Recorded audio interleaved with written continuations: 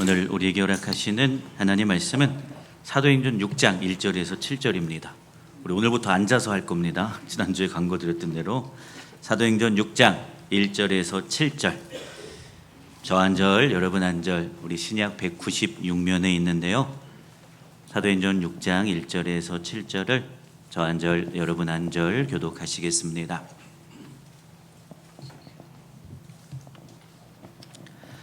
그때에 제자가 더 많아졌는데 헬라파 유대인들이 자기의 과부들이 매일의 구제에 빠짐으로 히브리파 사람을 원망하니, 12사도가 모든 제자를 불러 이르되 우리가 하나님의 말씀을 제쳐놓고 접대를 일삼는 것이 마땅하지 아니하니, 형제들아, 너희 가운데에서 성령과 지혜가 충만하여 칭찬받는 사람 7을 택하라. 우리가 이 일을 그들에게 맡기고 우리는 오로지 기도하는 일과 말씀 사역에 힘쓰리라 하니, 온 무리가 이 말을 기뻐하여 믿음과 성령이 충만한 사람 스데반과 또 빌립과 보로고로와 니가노로와 디몬과 바메나와 유대교에 입교했던 안디옥 사람 니골라를 택하여 사도들 앞에 세우니 사도들이 기도하고 그들에게 안수하니라. 함께 읽습니다. 하나님의 말씀이 점점 왕성하여 예루살렘에 있는 제자의 수가 더 심히 많아지고 허다한 제사장의 무리도 이 도에 복종하니라. 아멘. 하나님의 특별한 은총이 오늘도 힘써 예배하는 우리 모두에게 부어지기를 축원합니다. 세계 중에서 복이 될 것 같죠? 아멘입니다. 우리의 비전은요, 한국이 아니네요. 벌써 우리 고백이 넘어가서 세계 중에서 하나님이 쓰시고 하나님이 택하시고 하나님이 부르시는 귀한 복의 도구요 통로가 되는 저와 여러분 되기를 주님의 이름으로 축원합니다. 너무 잘하셨고요. 또 우리 가서 또 지방에서 특송할 때 더 멋지게 할 거라 생각이 되고, 누구든지 다 참여할 수 있어요. 그러니까 오늘 오후에 예배 제가 런타임을 짧게 할 거예요. 30분 안에 오후 예배 다 마칠 거고요. 그 남은 시간 좀 최종적으로 연습하여 참여할 거니까 우리가 세계 속에 복이다라는 그 복된 선포, 또 증인된 그 삶에 여러분들 모두 함께 오셔서 참여하기를 축복합니다. 빨간 넥타이는 드립니다. 그러니까 흰색 옷만 입고 오시면 드립니다. 얼마나 멋진지 모르고, 우리 지웅이는 영풍이라는 그 이름이 새겨진 티셔츠가 어디서 이렇게 난 거야? 저거는 너무 멋졌어요. 학생들까지 함께 참여해 주셔서 진심으로 감사합니다. 오늘은 위임된 권위로 부흥하는 교회다라는 제목으로 초대교회의 교회에 대해서 함께 살펴보려고 합니다. 우리가 교회의 부흥이라고 하면요, 프로그램이나 조직을 통하여 더 많은 사람이 모이고 또 규모가 커지는 것을 목적한다라고 생각합니다. 근데 그렇지 않아요. 교회의 진짜 부흥은 뭐냐면 예수 그리스도가 주인 되고 우리가 성령으로 충만하고 그래서 열정이 공동체로 넓게 퍼져가는 것이 부흥이고요. 또 주님의 권위가 우리 믿음의 성도들, 아까 장로님께서 기도하셨듯이 한 사람 한 사람에게 흘러가서 나누어져서 모두가 다 크고 작은 일 없이 주님의 위임하신 권위를 가지고 또 담임자로서 위임한 권위를 가지고 모두가 맡겨진 삶에서 충성되게 감당하는 것이 부흥의 목적입니다. 그래서 모두가 함께 한 마음, 그리고 교회의 사명, 그리고 서로를 세워주는 것, 여러분 이것이 진짜 부흥입니다. 오늘 본문은 초대교회의 이야기를 통해서 건강한 부흥의 원리를 우리에게 보여줘요. 그래서 오늘도 우리가 이 초대교회의 모습을 함께 따라가면 좋겠어요. 초대교회의 모습이 모든 시대, 이 시대의 교회의 답은 아닐 수 있는데 우리가 배우고 본받아야 할 믿음의 거룩한 본이 될 수 있어요. 그래서 이 세대의 초대교회의 단순한 모습이 아니라 그들이 어떤 마음으로 신앙했고 그들이 어떤 마음으로 문제를 받아들였고 또 그것을 통해 어떻게 하나님이 부흥으로 역사했는지 우리가 그 전반적인 것을 함께 보고 듣고 배우는 시간이 되기를 주님의 이름으로 축원합니다. 초대교회는 예수 그리스도의 이름으로 흘러 넘치는 강력한 은혜와 위로를 경험했어요. 이전의 종교는 우리를 위로하지 못했어요. 힘을 주지 못했단 말이에요. 교회에 가면, 제사 드리러 가면 뭔가 힘을 얻고 위로받기보다는 내가 여전히 죄인이구나, 내가 여전히 율법 안에서 상당히 하나님과 거리 있는 삶이구나라는 것을 인식하는 게 초대교회 제사의 모습이었죠.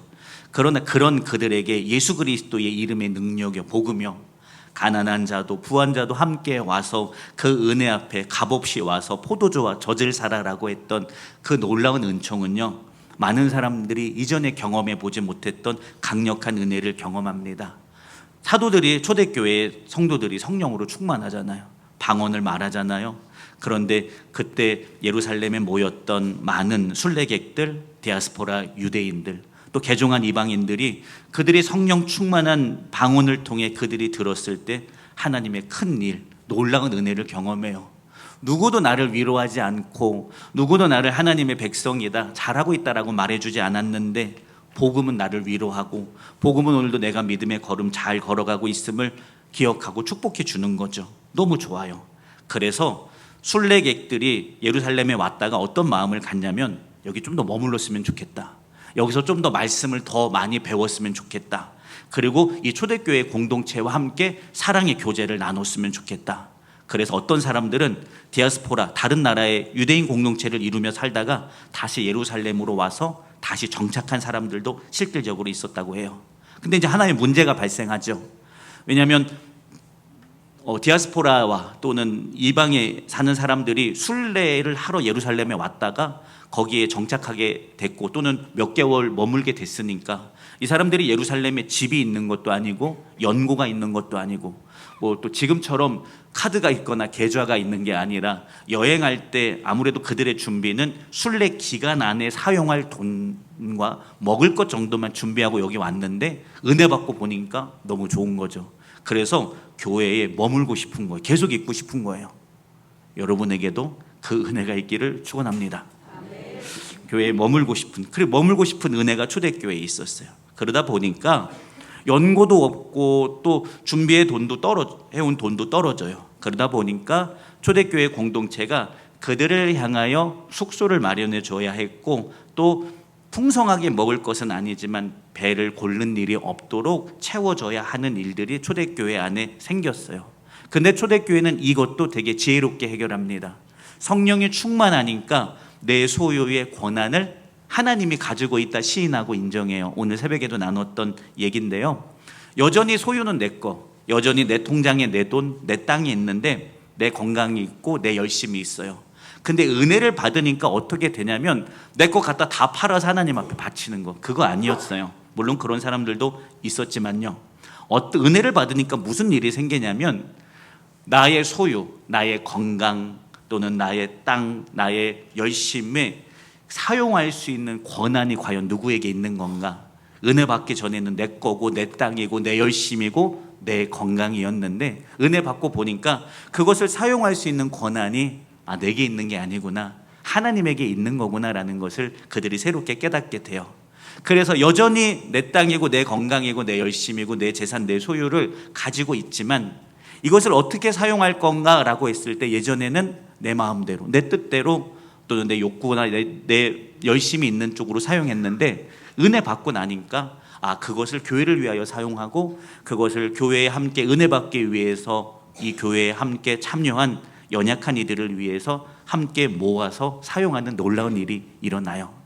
여러분, 오늘 나의 건강을 누구를 위해서 씁니까? 그러니까 그걸 쓰는 것의 주인이 누굽니까? 또 내가 가진 소유나 내 열심, 내 시간을 쓸지 말지 결정하는 권한이 여러분 누구에게 있습니까? 나에게 있지 않아요?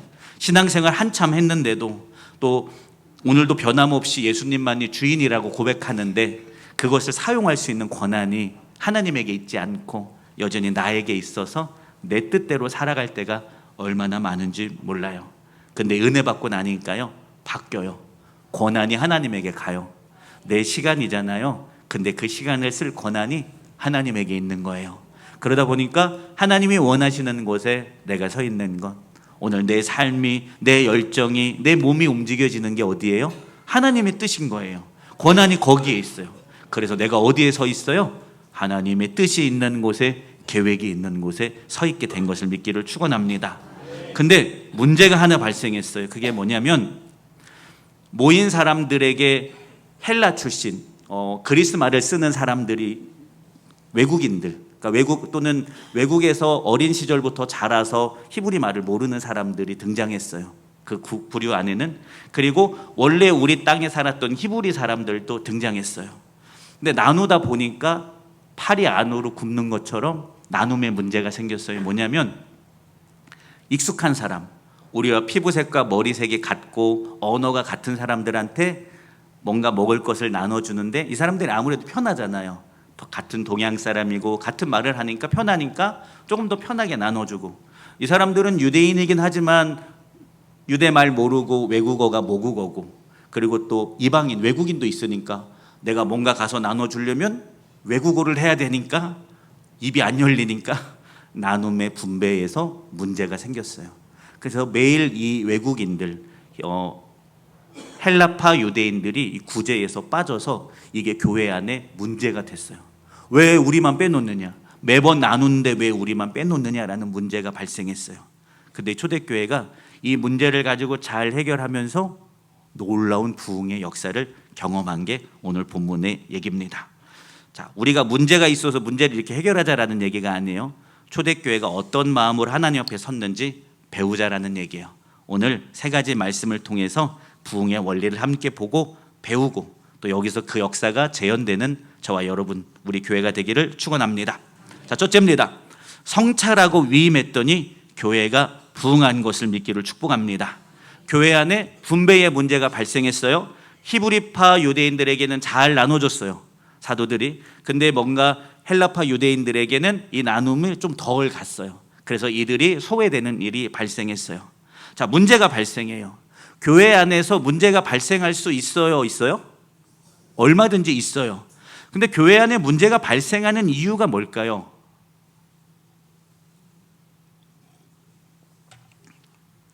자, 이렇게 볼까요?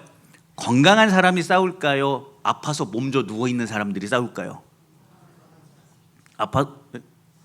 그렇죠. 건강한 사람이 싸우죠. 아파서 몸져 누워있으면 싸울 힘이 없어요. 교회 안에 문제가 발생한다는 건 변화하고 있고 성장하고 있다는 것의 증거일 뿐이에요. 그 이상도 그 이하도 아니에요. 건강하기 때문에, 서로가 열정이 있고 서로가 살아있기 때문에 교회 안에 문제가 발생할 수 있는 거예요.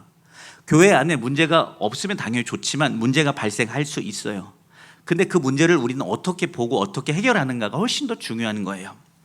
헬라 출신 여인들이 구제에서 특별히 소외됐어요. 사람이 많아지니까 행정의 절차가 복잡해졌어요. 성장하는 교회는 반드시 새로운 문제에 직면할 수밖에 없어요. 우리 교회 밖에 이렇게 새롭게 주차 라인을 그어놨죠? 왜요? 모자라요.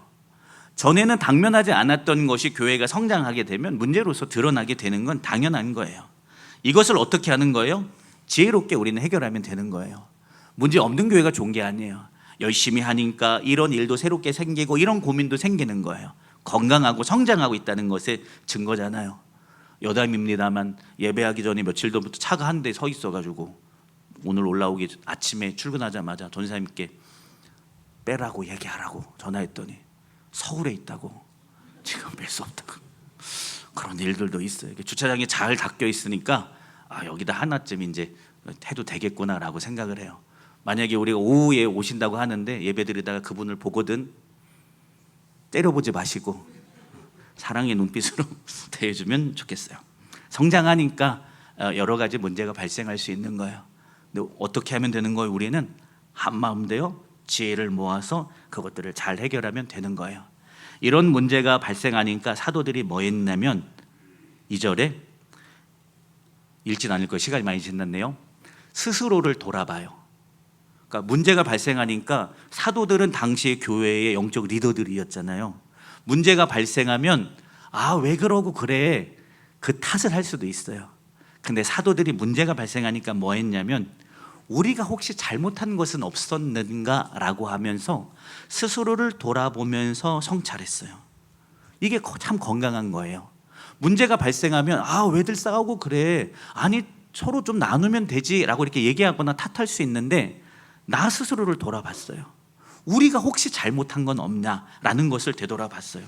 그러면서 사도들이 스스로를 돌아봤더니 우리가 말씀과 기도하는 일을 하면서 또 어려운 사람들에게 이렇게 먹을 것을 나눠주는 일도 하니까 아무래도 여기에 많은 에너지가 사람들이 많아지니까 쓰이다 보니까 우리가 말씀과 기도하는 일을 좀 예전보다는 덜 한 것 같다.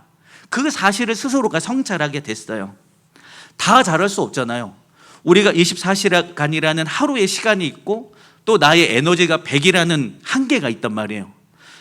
110을 할 수는 없는 거예요. 근데 하다 보니까 지치는 거예요. 우리가 나누는 일을 하다 보니까 말씀과 기도하는 일을 좀 덜 했구나라는 것을 스스로가 알게 됐어요. 그래서 사도들이 함께 지혜로운 해결책을 제시합니다. 그게 뭐냐면 일꾼을 세우자. 우리가 일꾼을 세우자. 다 잘할 수 없지 않냐. 일꾼을 세우자라고 해서 오늘 초대교회가 했던 선택이 뭐냐면 7명의 일꾼을 세워서 그들의 권위를 그 7명의 집사라고 불렀던 당시의 직분에게 이게 위임을 해줍니다. 여러분, 이게 초대교회가 한 일 중에 정말 대단한 일을 한 거예요. 오늘 이 얘기를 할 겁니다. 구제하는 일을 7명의 집사들을 세우고 그들에게 맡겨요. 근데 우리가 한글 성경에서는 볼 수 없는데 원어 성경에서 보면 사도들이 말씀을 읽는 것과 기도한다라고 해서 썼던 단어가 디아코니아라는 거예요. 그리고 7 집사가 세워서 교회 안에 있는 사람들에게 구제한다, 떡을 나눠준다라고 할 때 그 구제도 디아코니아라는 단어를, 같은 단어를 썼어요. 그러니까 이것은 누가의 되게 의도적인 기록이거든요. 그러니까 사도들이 앞에서 말씀을 연구하고 전하고 그리고 기도하는 일이랑 그리고 저 아래에서 떡을 떼서 사람들을 도와주는 일이 다른 일일까요? 같은 일일까요? 말씀을 전하고 기도하는 일이랑 떡을 떼서 나눠주는 일이랑 중요한 게 같을까요? 다를까요? 오늘 제가 여기서 설교하는 거랑 오늘 주방에서 아침부터 오셔서 열심히, 진짜 더운데 그 주방에서 열심히 식사를 준비하는 칼질이랑 무게가 같을까요? 다를까요? 그럼 저랑 아까 장로님 저 밖에서 뜨겁게 땀 흘리면서 주차 안내하는 그 경광봉을 흔드는 몸짓이랑 제가 설교하는 몸짓이랑 같아요? 달라요? 여러분, 같은 거예요. 이게 교회인 거예요. 여러분, 사도들이 그 권위를 넘겨준 거예요. 그러니까 내가 여기서 이게 중요한 일 하니까 너희들은 거기서 떡을 나누는 일 해. 그건 별로 안 중요한 일이야. 그거 해. 라고 한 게 아니에요. 다 중요한 일. 똑같이 중요한 일이요. 밑에서 열심히 오늘의 애찬을 위해서 칼질을 했기 때문에 제가 여기서 말씀을 선포할 수 있는 거고, 우리 교회가 오늘의 예배가 될 수 있는 거고, 우리 찬양대가 이렇게 열심히 예배 후에 준비했기 때문에 또 우리가 멋지게 함께 교회로 세워질 수 있는 거예요. 여러분, 같대요. 같은 권위를 똑같이 나눠줬대요. 여러분, 이 당시에 음식을 나누는 것은 되게 큰 일이었을 거죠. 왜냐하면 아무래도 많은 사람들이 누구를 좋아할 거예요? 음식을 나눠주는 사람들을 좋아하고 인기도 권위도 거기 안에 모여 있을 거예요. 그래서 사도들에게 사실 이 떡을 떼어주는 일은 되게 중요한 일이고 중요한 역할이었어요. 그런데 교회를 위해서 그 중요한 역할을요, 일꾼을 세워서 그에게 나눠준 거예요. 역할만 준 게 아니라 권위도 줬어요. 그래서 7명의 일꾼들은요, 그 권위를 받아서 열심히 사명을 감당했어요. 열심히 감당한 것을 믿기를 축원합니다. 누가 하는 것처럼 내게 맡겼으니까 내가 나눠주는 거야가 아니라 사도들이 내게 이 권한을 맡겼으니까 사도들이 하는 것처럼 더 웃는 마음으로, 더 사랑하는 마음으로 이것을 나눠줬더니 초대교회에 놀라운 부흥의 역사가 일어난 것을 믿기를 축원합니다. 여러분, 우리 오늘도 아까 장로님 기도했듯이 이 예배를 위해서 한 주간 정말 많은 분들의 헌신, 땀 흘림, 눈물이 모여서 오늘 이렇게 예배가 세워지는 거예요. 여러분, 얼마나 대단히 열심히 하시는 줄 몰라요. 그 모든 분들의 땀 흘림이 있기에 오늘 우리가 여기 있어요. 그러니 그 각각의 자리에서 내가 그냥 오늘 이 작은 역할 하는 거야. 아니요. 작은 역할은 없더라고요. 작은 열심은 있을 수 있는데 교회 안에 작은 역할이라는 건 존재하지 않아요. 그래서 주님이 우리에게 위임해 준 권위를 가지고 여러분 맡겨진 삶의 자리에서 그 사명의 무게, 그 권위를 가지고 여러분이 맡겨진 그 삶의 자리에서 최선을 다하여 이 교회를 세워나가는 저와 여러분 되기를 축원합니다. 두 번째입니다. 충성된 일꾼들을 통해 하나님의 은혜는 더 넓게 흘러간 것을 믿기를 축원합니다. 3절에 보면 7명의 일꾼을 누구를 세웠나 나오는데 성령과 지혜가 충만하여 칭찬받는 사람을 세웠다라고 기록하고 있어요. 개인의 능력보다 그가 오늘 하나님하고 어떤 관계를 맺고 있나라는 태도를 더 중요하게 봤다라는 얘기예요. 여러분, 일꾼은 뭐가 중요한 거예요? 교회 오래 다닌 게 중요한 거예요? 아니에요. 그가 능력 있고 재력 있는 게 중요한 것도 아니에요. 먼저 볼 것은 그가 하나님 앞에 어떤 시간을 드리는지, 그가 하나님 앞에 어떤 태도를 가지고 있는지, 여러분, 이것이 일꾼의 기준인 것을 믿기를 축원합니다. 목회하면서 좀 어려울 때가 있어. 마음이 어려울 때가 있는데 그게 뭐냐면 어떤 일꾼을 세웠는데 그 사람이 이런 일에 적합합니다라고 해서 세우는 그의 이제 이유가 뭐냐면 교회 오래 다녔다. 그래서 이 사람이 일꾼에 적합하다라고 세우면 되게 고민이 많이 돼요. 그래서 많이 기도하게 돼요. 교회에 오래 다닌 것이 이유가 아니라 내 특별한 열심이 이유가 되고 충성이 이유가 되고 헌신이 이유가 되었으면 좋겠어요. 그래서 우리 모두 성령과 지혜가 충만한 게 이유가 되어서 7명의 일꾼이 세워졌잖아요. 우리도 마찬가지예요. 누구 성도님 하나님 앞에 서는 시간과 그 믿음의 태도가 대단해서 그분을 일꾼으로 세워야 합니다. 이렇게 하나님 앞에 서는 우리의 자세와 태도가 우리가 뭔가 자리를 감당할 수 있는 이유가 되는 저와 여러분 되기를 축원합니다. 그러니까 세워진 7명의 일꾼들을 통해서 사도들의 손이 되어 흘러가고 사도들의 발이 되어 찾아가게 되니까 교회는 자연스럽게 하나 되고 자연스럽게 성장하게 된 것을 믿기를 축원합니다. 성장은요, 자연스러운 거예요. 모두가 다 제자리에서 자신의 자리를 자랑스럽게 자부심 있게 지키는 거예요. 누구는 앞에서 시원한 데서 봉사하는데 나는 왜 여기서 땀 흘리면서 이거 해야 해? 라고 생각될 수도 있어요. 그런데 자부심인 거예요. 거기서 그 일을 했기에 누군가는 그 일을 할 수 있고 저는 여기서 말씀을 선포할 수 있고 또 예배를 준비할 수 있는 거예요. 다 여러분 한 분 한 분이 너무나 중요한 역할을 해요. 그래서 우리 모두가 하나님께서 맡겨주신 그 자리에 여러분 최선을 다해서 충성된 마음으로 제가 거기 있는 것처럼 그 마음으로 그 자리에 서 있기를 주님의 이름으로 축원합니다. 마지막입니다. 역할의 분담은 결국 교회의 폭발적인 성장을 가져옵니다. 어떤 성장을 가져왔다고요? 폭발적인 성장을 가져왔습니다. 여러분, 이 본문의 결과가 재밌어요. 구제하는 문제에서 문제가 발생했고 그것을 차별 없이 잘 나눠줬잖아요. 그러면 결과는 어떤 결과가 나와야 하는 거예요? 구제의 문제가 발생했고 차별이 발생했고 분배의 문제가 발생해서 일꾼을 세워서 이것이 잘 분배되도록 했으면 어떤 결과가 나와야 되는 거예요?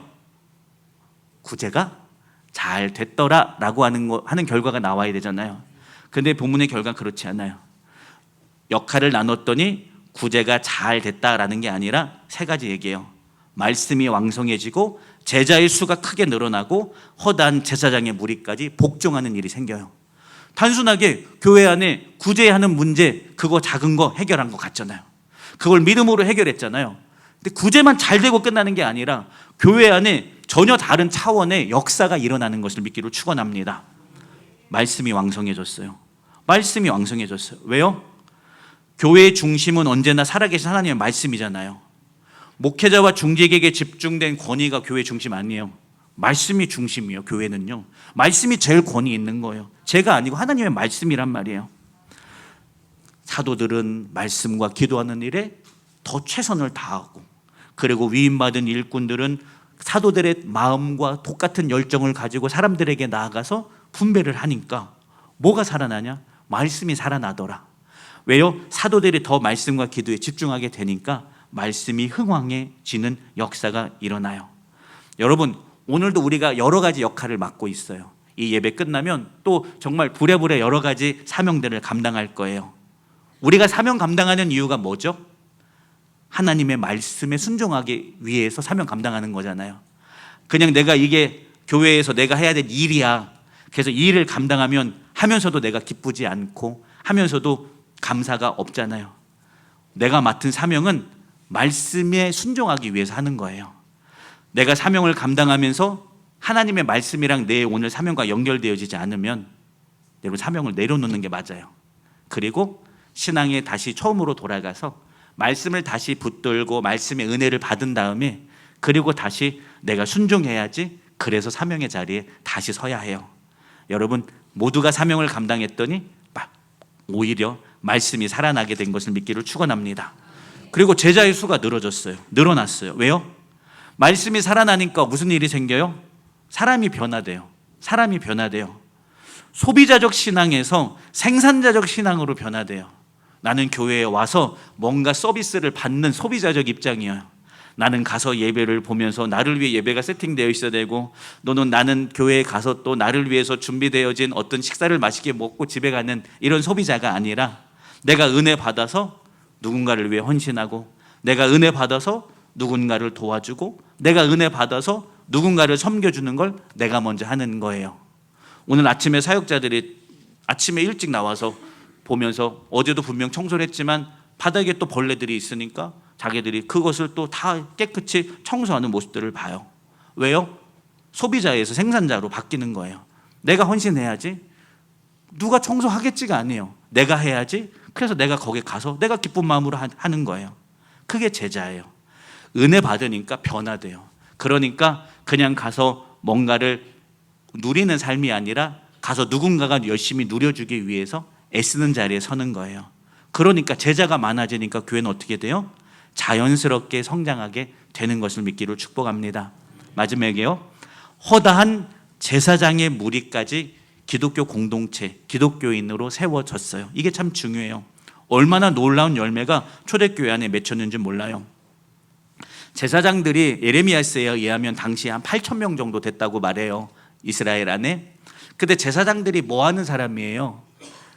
유대교 성전에서 제사를 지내는 것, 동물을 각두고 제단에 올리는 이 모든 일들을 돕고 섬기면서, 그것이 이 제사장들의 생업이었어요. 그래서 1년 연중 근무했던 게 아니라 순번을 정해서 몇 개월씩만 8,000명이 돌아가면서 이제 제사의 직무를 감당하고, 또 일상에서는 삶으로 돌아가서 일하고 제사장 직무를 감당해야 되는 시간 안에 또 몇 개월 동안 그 제사장을 하면서 이제 삶을 살았던 사람들입니다.